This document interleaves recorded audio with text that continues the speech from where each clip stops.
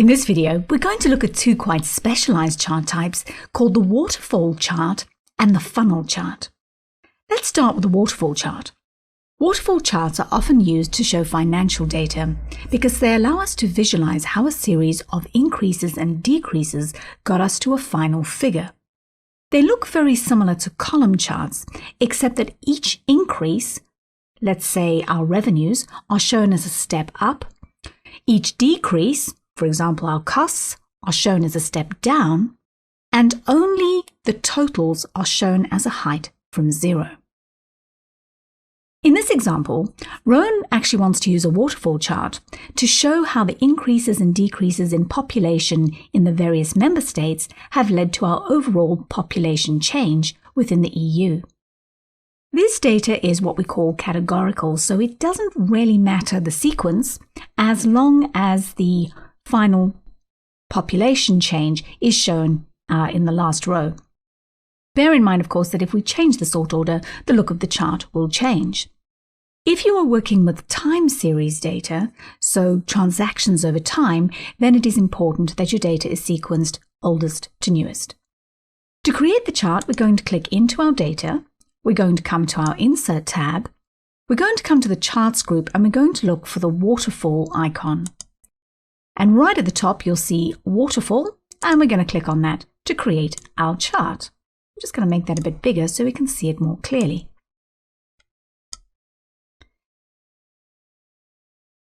And if you have a look a little closely, you'll notice each increase is shown as a blue step up, each decrease in population is shown as an orange step down, but there's one small problem.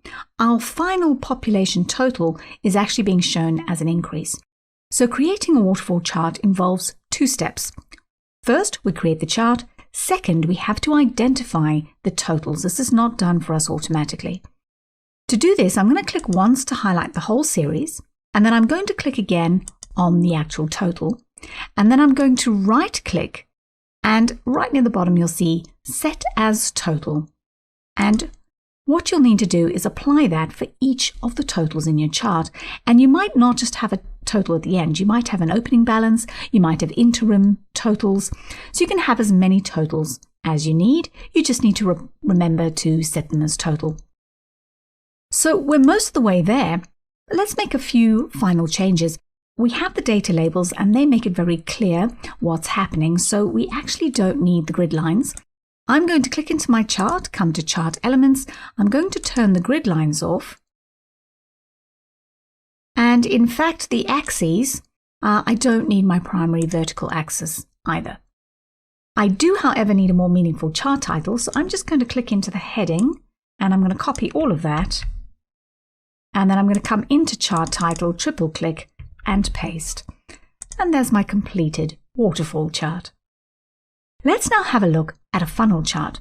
So I'm going to the next tab in my workbook, and I've actually got the funnel chart we're going to create so you get an idea of where we're heading.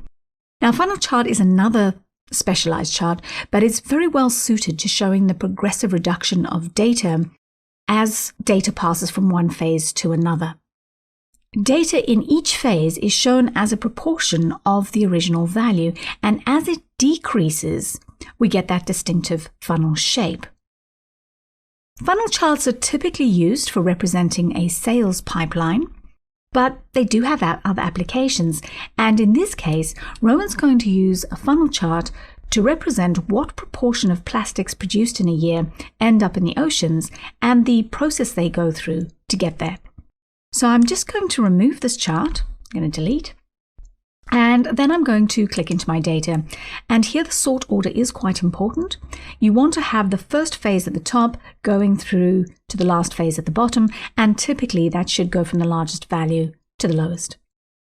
Now we're going to click in our data, come to our Insert tab. We're going to come back to our waterfall chart icon, but we're going to choose Funnel this time. And there it is. Too easy. There are not a lot of changes you can make to the funnel chart. And the colors, for example, we only have the one series, so you're going to be locked into one color. But we can make it look a little more interesting. So I'm going to turn off the title because I'm just going to use the title in the workbook. And then I'm going to format my series. To do this, I'm just going to click onto one of the series and remember our keyboard shortcut, Control-1, and that opens our panel on the right. And then I'm going to come to my series options, my fill, and I'm going to change my fill, but instead of a color, I'm actually going to use a picture. Now, when you click onto picture or text fill, if you haven't used this before, you will probably get something that looks like that, which is pretty horrible, but we're going to replace that with a picture. So under picture source, can you please click insert and online images, unless you have a nice image on your computer. And we're going to look for pictures of the ocean, and we're making sure that Creative Commons is ticked, but it's still worth checking the licensing so you don't use somebody's picture without their permission. And I'm going to find a nice picture of the ocean, and then I'm going to click insert. And there's our completed funnel chart. If you have a slightly older version of Excel, you might not have these chart types yet, but don't worry. Later this week, we're going to show you how you can create a chart very similar to a funnel chart using a standard bar chart. And in the practice challenge, we actually give you an example of how you can create a waterfall chart using a column chart. So don't forget to check out this week's practice challenge.